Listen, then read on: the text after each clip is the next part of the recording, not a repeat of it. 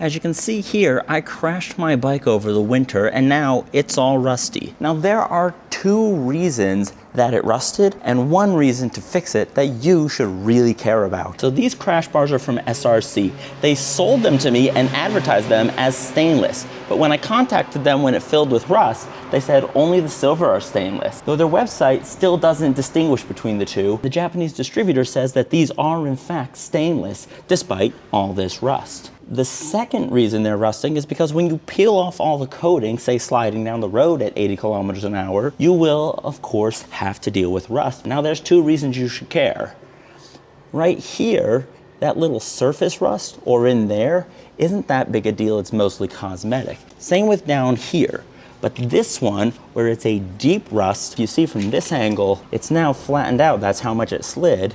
If the rust is getting flaky and deep like this, and it grows into the metal, it becomes brittle. So people that say milled steel is more flexible than stainless and that's why you want it, that's actually a single-digit percentile different, according to the metallurgists I talked to. But more importantly, rust is extremely brittle. So the longer you let rust go, the more problems you have. Now this isn't about to fail and destroy my engine tomorrow, but the longer you leave it, the deeper it gets and the more you have to take off of it. Now the reason I say take off of it is because there are a few ways to get rid of rust. Chemical ways, when some people use vinegar, but this is such a big piece, I don't have a gigantic bucket of vinegar. The other is sanding, coating, or the combination. I have this wire wheel that fits a drill bit, which I'll link everything in the description with affiliate links. Those cost you nothing extra, but are the only thing keeping this channel profitable.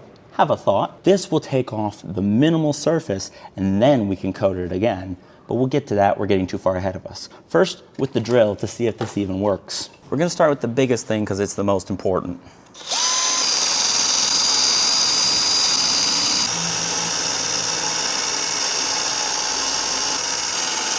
The good news, it was still just surface rust. I went further than just the rusty spot because if there was any rust grown under the coating, any bit of rust will come back. It's kind of like cancer, where if you leave one cell, you're gonna have cancer again. But since this is crash protection, you don't want to go so far as to reduce it. That's why I'm using this instead of a belt sander. A belt sander would get it off, but would go the whole way through.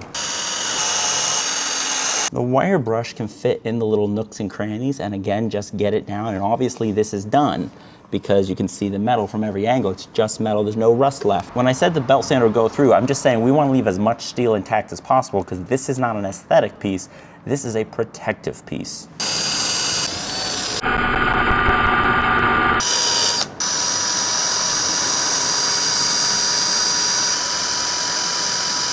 The one disadvantage to milled steel that's unquestionable at this point is the maintenance you have to do. I've only been at it for 5 minutes and then I'll paint over it. But if you carry a paint marker with you, you can always just touch it up immediately after the incident happens so that you don't really have to do the drilling part. Just wash it off and don't paint over mud. This is just a camera mount I'm trying out to get different filming angles, but it's not in the way because right there's not rusty and right here is. So just carefully.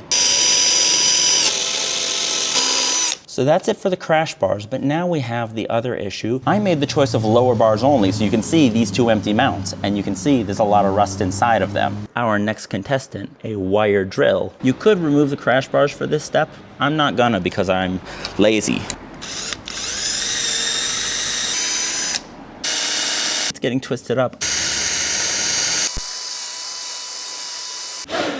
You could just drill out the holes. Problem with drilling out the holes is any amount of metal you remove is weakening the whole thing. So why risk it? I also made sure that this hose right here is not actually getting touched by anything. Now I've never crashed it on this side, but obviously there's gonna be rust in there too. Let's clean that out.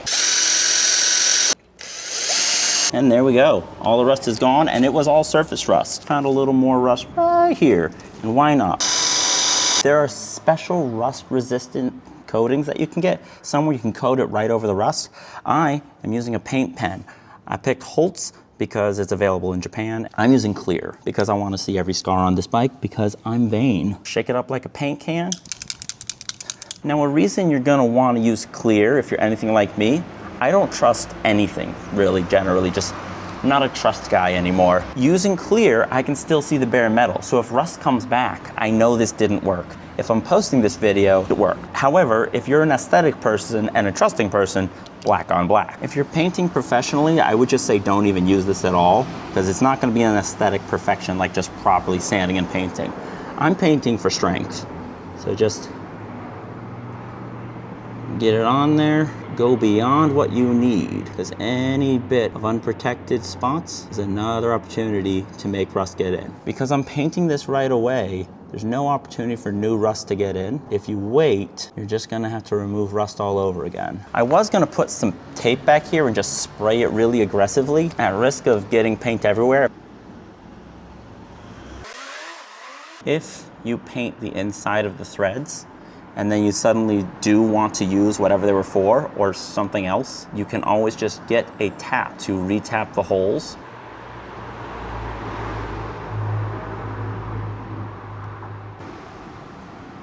Some of these are already 6 months old and it's still just surface rust, so you could just once a year clean it up. Or, like the consumer the internet and general media has trained you to be, just let it go bad and replace them every few years. Buy, buy, buy. Don't fix things. That's for old people who have a lot of money. If you can see in there, now I'm obsessing over frame rust, which these are already bent, so I need to take some time to think what I'm doing there.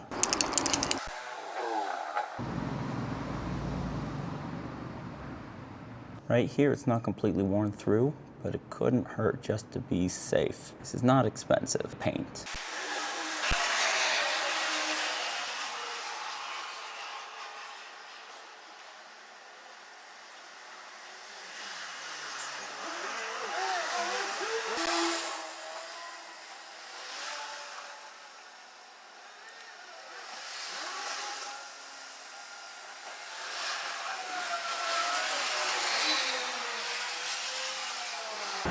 Now I normally have sliders as you saw on the other side. They're over there, I took them off for this job. I'm not gonna put them back on until this is dried a fair bit.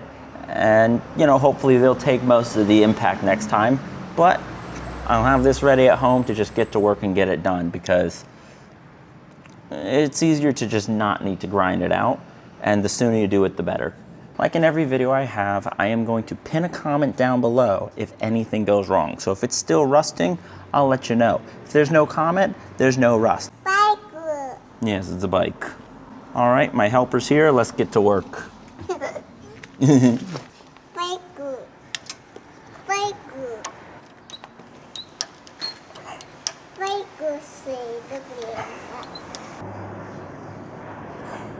Obviously, when I had the slider up here, it didn't do nearly as much as if I had had it down here.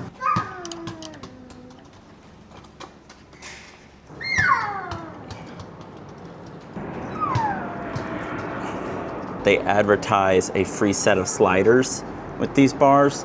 Those didn't come either, so. Yeah, a bike. Yep. Yeah, Symbia. Links to these sliders or the bars in the original video on the crash testing of these bars. You can find all that. Several months later. Rusting underneath, because of course it is. It's a Honda. That's what they do, they rust.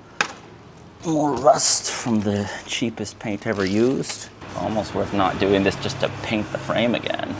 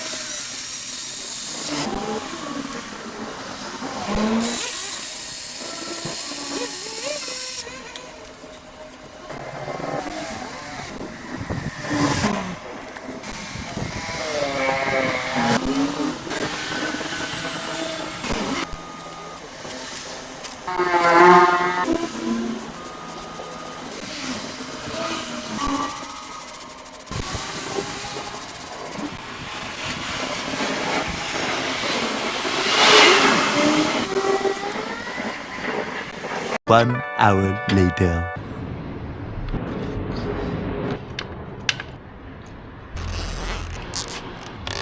Hi.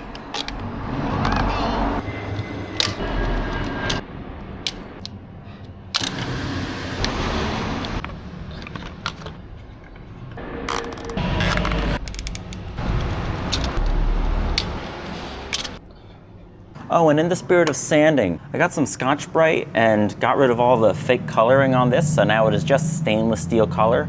I think it looks significantly better. That video will also be linked in the description, but not the sanding. I just did that to relieve stress when I need to focus on a meaningless, mindless task.